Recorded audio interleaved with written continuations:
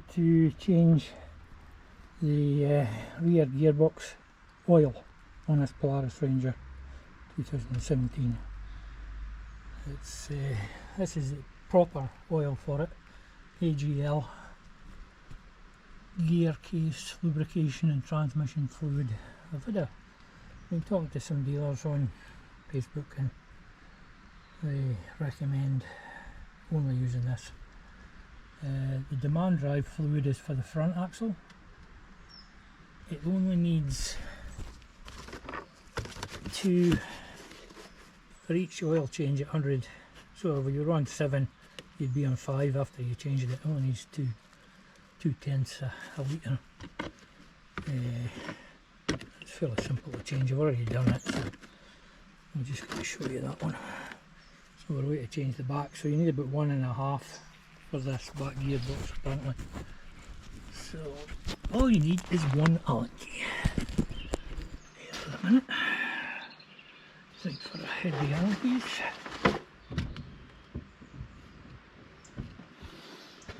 I brought them out.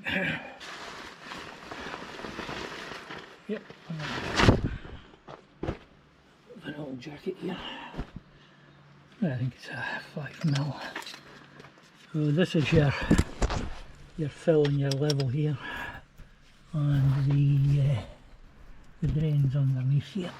I'll put one first up at my side, so I've got the Polaris slightly downhill at this side. So it's in this long slot, you can see it. Tell you what, I took these out the other day.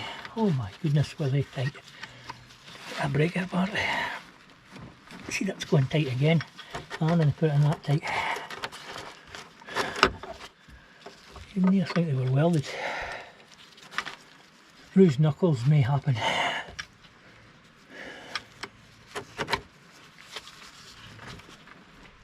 Am I tight? No, I'm going the right way up. No, I'm not. That's tightening. That would help if I went the right way.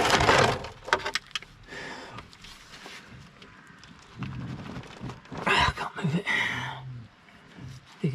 To get a bit of pipe the other day to get this out.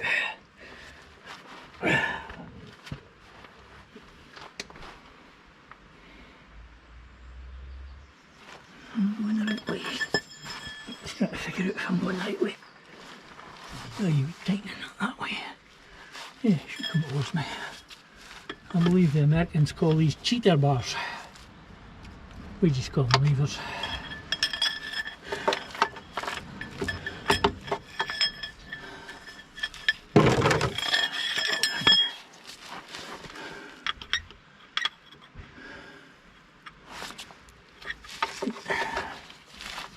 It seems to self-tighten. I believe the dealers now, they don't do this, they just vacuum out the wheels. But this is a magnetic sump plug, so it's a good idea to take it out and see if there's any metal on it. There's a bit. Let's see if it works. There we go, broke.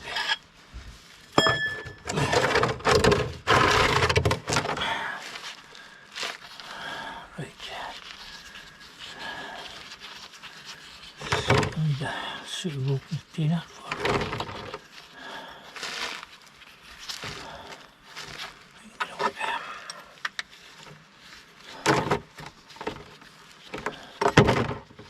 okay, we'll fish that out later. 100 hours on these to change all the oils. That's engine, 2 gearboxes. The fuel filter I change when it starts acting up, which is usually not that far. Let's see if I can get this back one out. Oh, if you can see it from here. Dusty at the moment.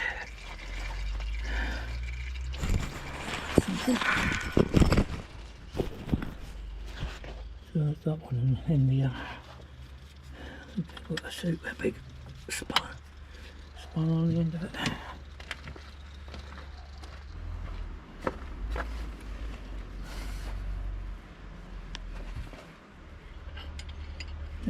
bad as the other one.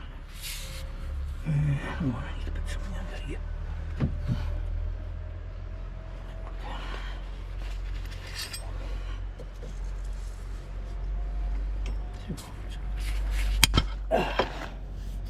It took about 10 times that effort to get it out last time.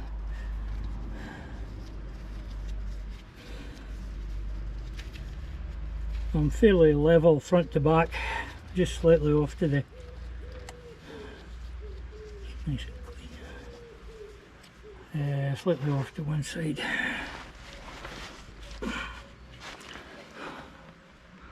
That's it drained.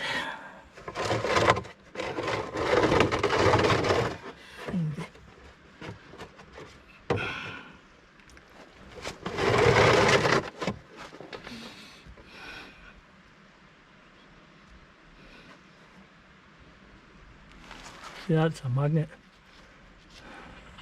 Just clean all that up, put it back in.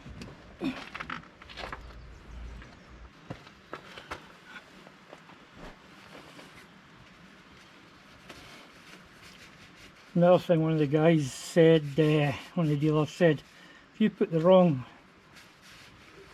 oil in the front diff in these things, it can jump into diff lock.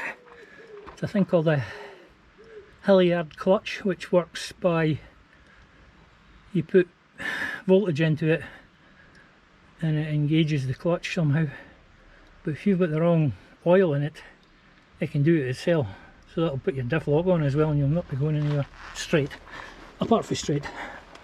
It'll do some damage and all.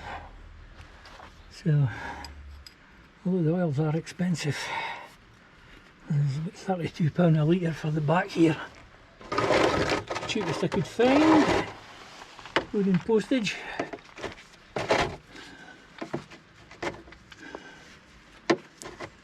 It's cheaper than a new gearbox. There's chain drives inside these gearboxes apart. And there's a chain for forward and a chain for backward, or reverse. I'm only here 11 o'clock in the morning and it's very warm already. That's tight. Okay. Now I've got a trick for getting it back in. I've got this little hand pump. Right, so we've got about half a can left from the last 100-hour service, but it's about 150 hours at the moment, I think. Let's see how we go.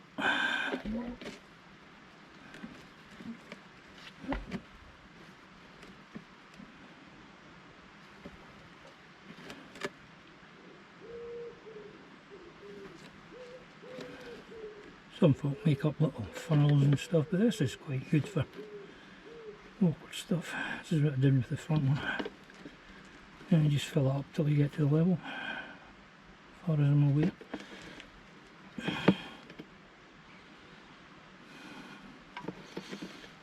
The winter's not been kind to the metal work on here. I'll have to probably see if we can address some of the rust.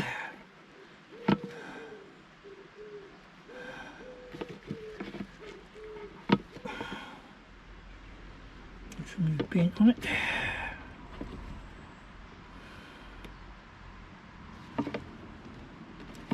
Just to wait till the bellows open up again.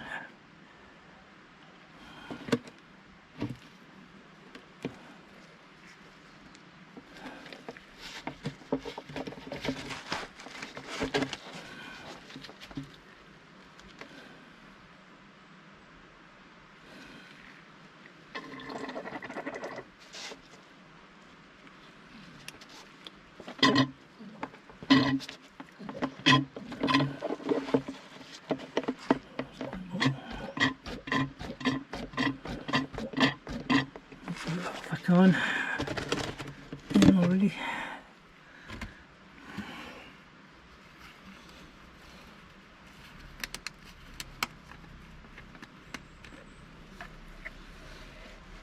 That's the second one.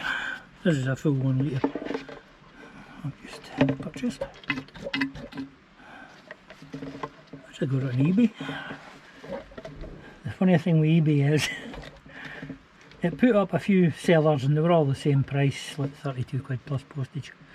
And I went back the next day and it come up at £29 plus postage, so I got it cheaper. Maybe it pays not to buy stuff the first day. I could have got it from the dealer I bought the Polaris from, but he's 100 odd miles away.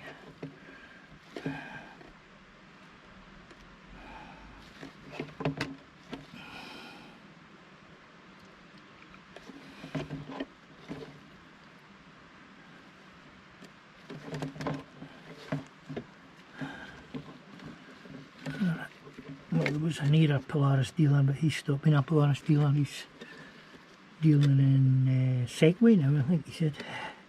I think they still do Polaris servicing in Florida though.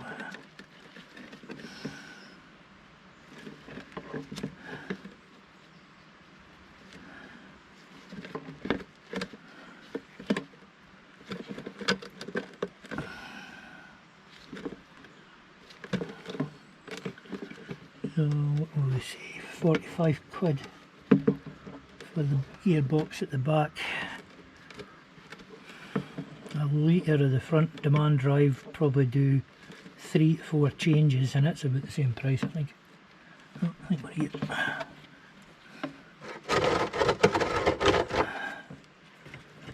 We're full.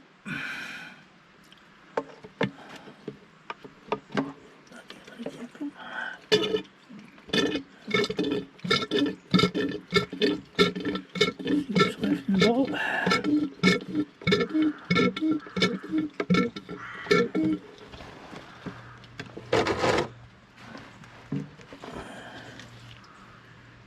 Plug in.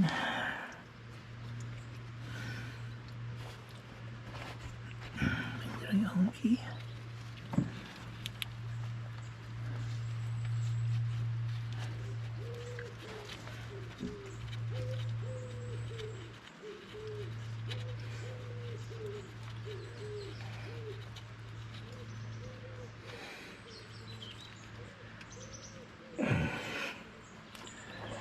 Now I need to find the spam key I need. There we go.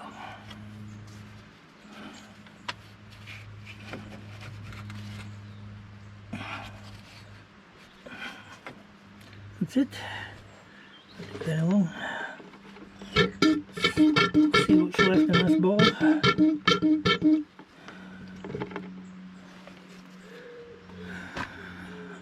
Done.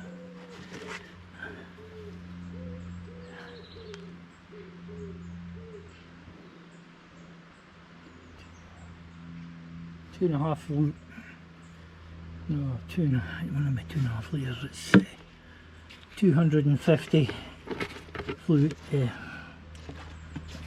millilitres left. So you do need nearly 2 to do the change. So that's going to cost you close on 70 quid. And then the front is going to be about 30 something, so there's 100 for the 2 gearboxes. And then the engine oil, just engine oil, there is a Polaris one, any good diesel oil does that one.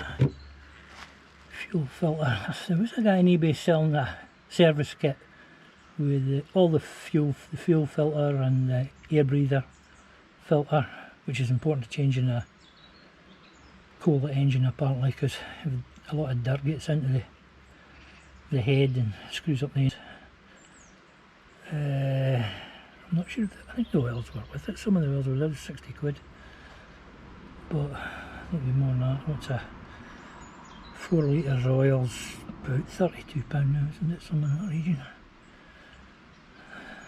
And then all the filters, I know the air filter's quite expensive. Fuel filter's about £22 you can get them for. I changed this one. It probably gets 4 within the 100 hours. The main reason for that was when I got it, the fuel tank was contaminated with biological matter. So you drive along and it starts bumping and you know to change your filter. But this filter it's been in longer than any, so over time I've cleaned the tank out about 3 times. So over time we're maybe getting to a point that fuel filter is okay. Need to change the air filter on this sometime. I'll have to get one. So you could be £200 just to service it yourself. I think dealers charge a fair bit for a service, but they'll do the whole per recommendation, I would think. Anyway, that's that done.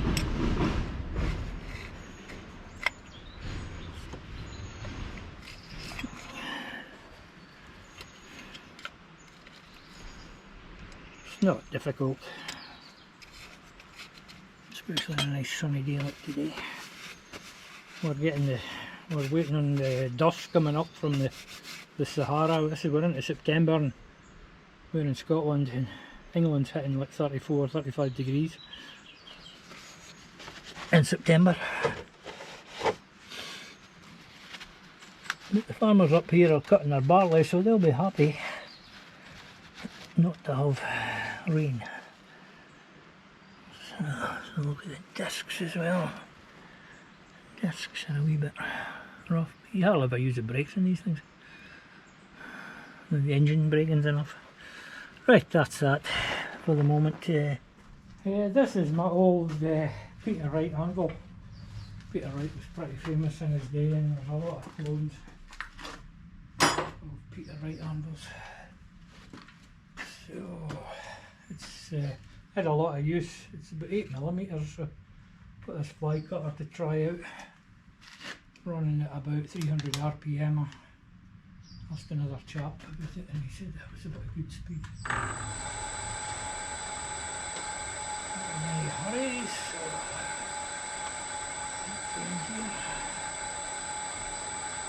I'm hoping we had it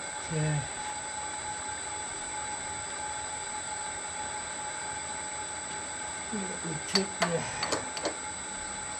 full width.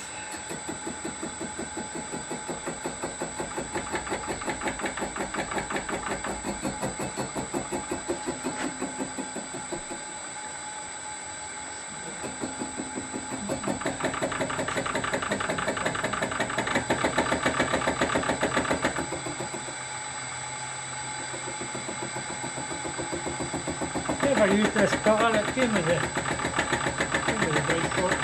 I've seen plenty of folk use them.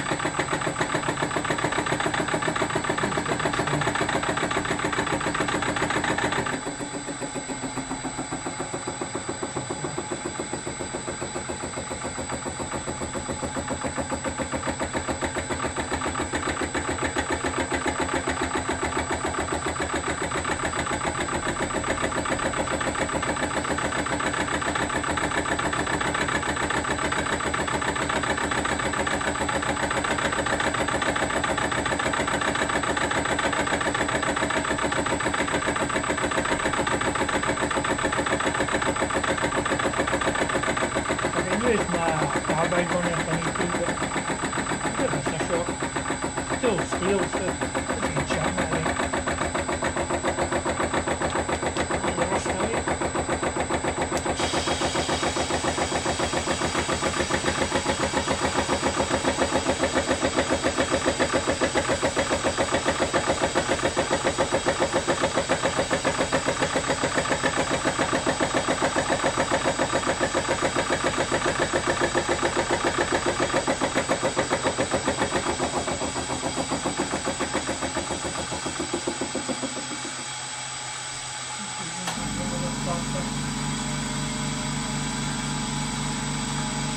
About 700 RPM.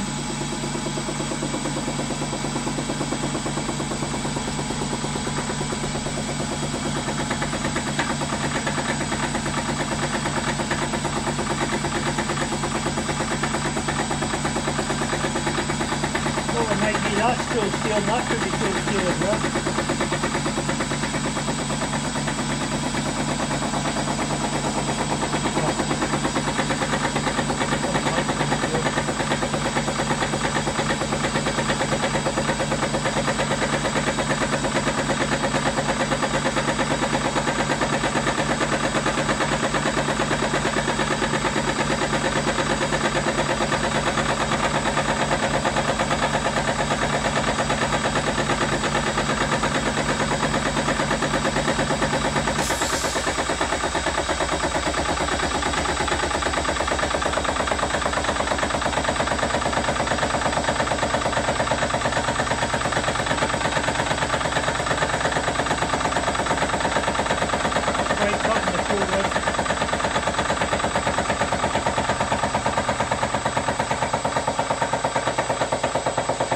Go wider, but there's 3 set screws holding it. If I go wider, there'll only be 2 holding it.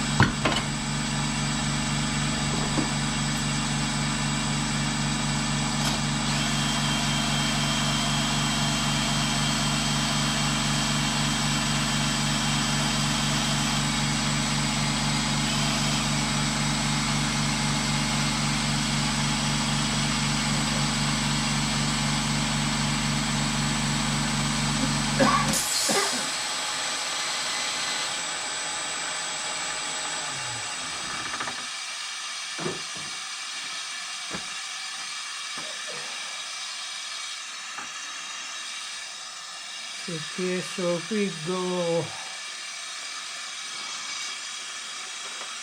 there and bring it up,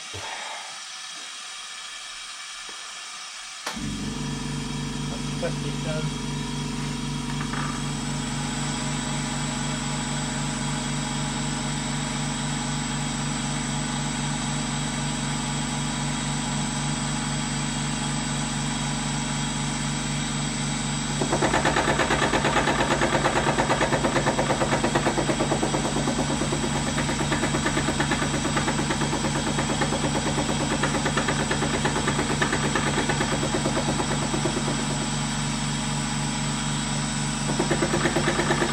Use carbide, it's real hot.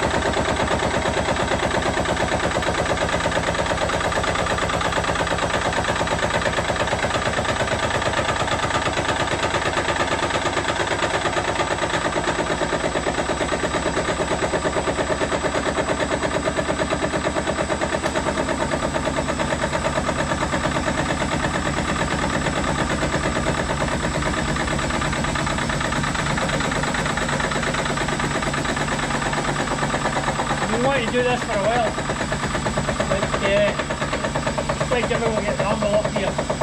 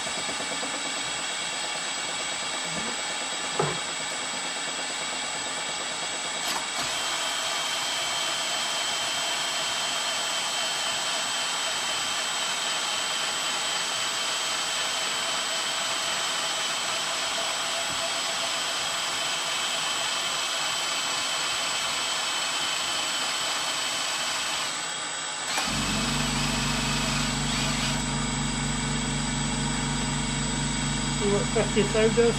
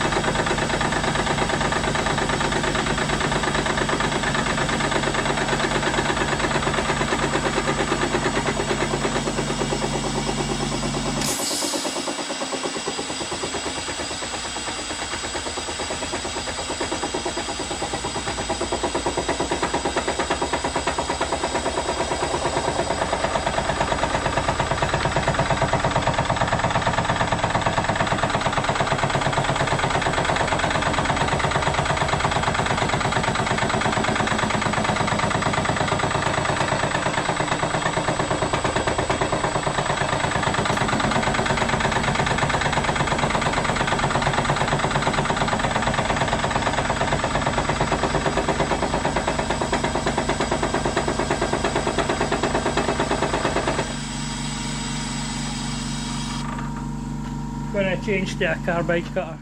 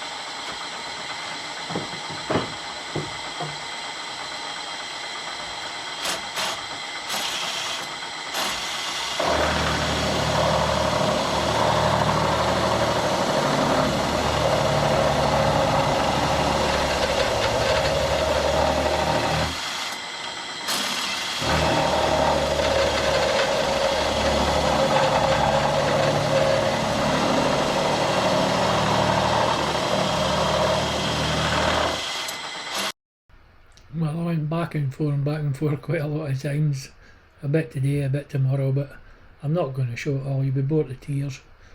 But it did take quite a while because it was really hard, and then in trouble with the inserts not staying in the face mill and put banding round them in the end, but once I used a big Allen key they stayed in. So I'll show you the finished result now. Well, that's all I'm doing to it. There's a couple of wee marks on it, like, but not much. Nothing I need to worry about. Time the rust gets on it again, it'll be fine. The first bit was incredibly hard. I'm leaving this for straightening steel. This has been worn a wee bit like, but so the next job is getting it off of here. But also, I know I had COVID, but also had a birthday, so I've got a load of new stuff to show you in a minute or two. We'll get rid of that anvil first and then I'll show you.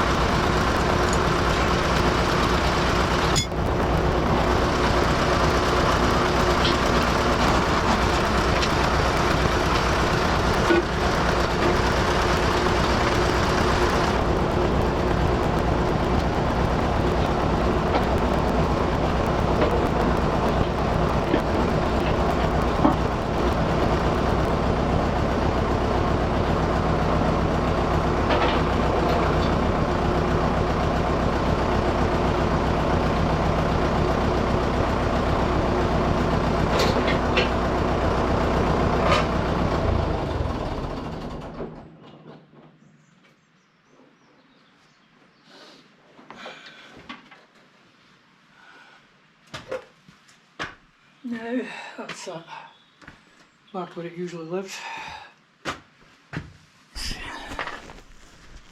There is a weight on it, but it's under where I welded the brackets on.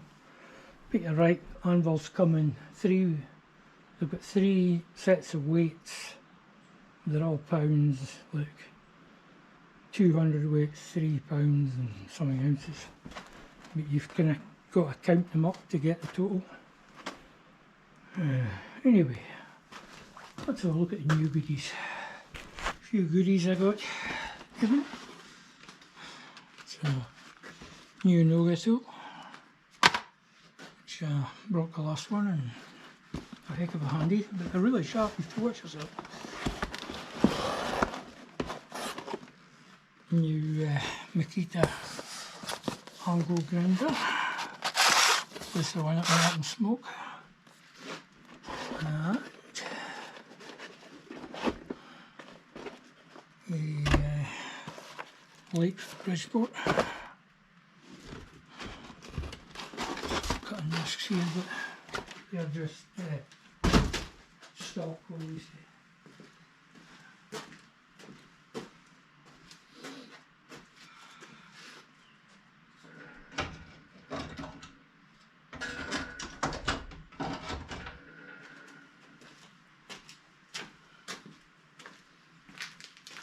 There's one other item I got, which I think is a heater box.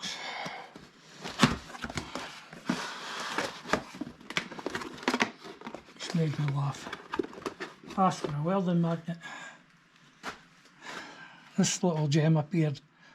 I believe it's switchable, so what? It's like clockwork, you just turn it around and switch a magnet on. 20 kilos pull on full.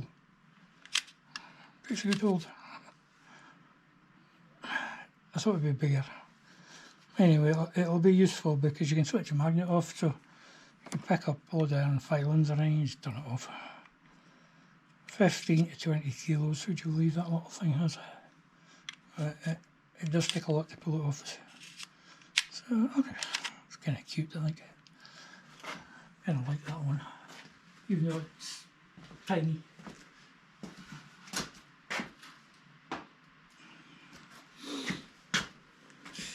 It's just a matter of shoving it together. Even come with a grinding disc. A real job finding a reasonably priced angle grinder. Now,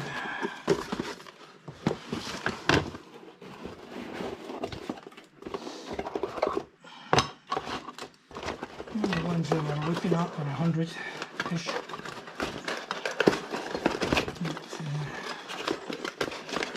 110 was cheapest, 55 or something, and then they found this 240 at 65.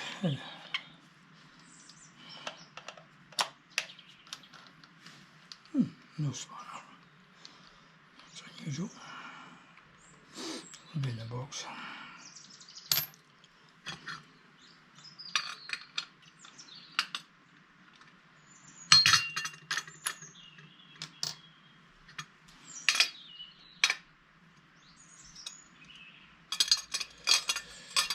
These ones only goes in a certain way. I can't do that, but it has to be around there somewhere.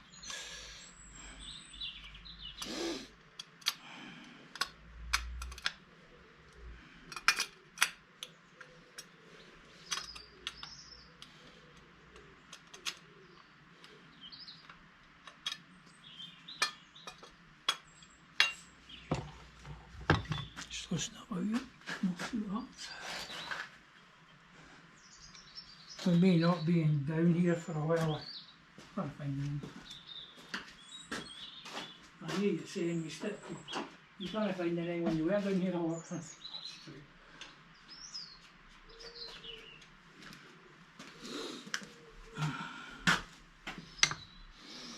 Decent length cable anyway. Let's see if I can figure out who it was on. Notch. It's a big mistake.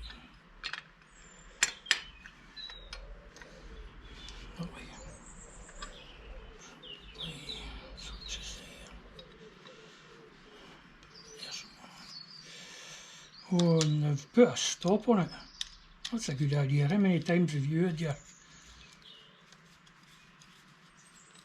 guard going round in circles?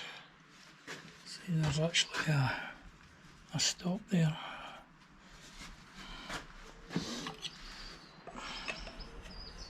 It's the same as my other one, I think. I think I did fire it up and try it.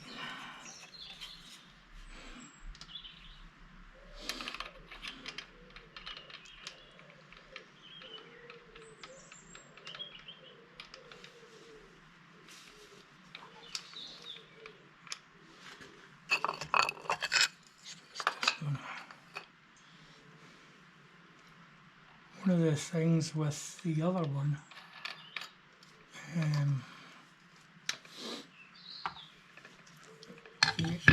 you couldn't get a full-size disc on it with a guard on it.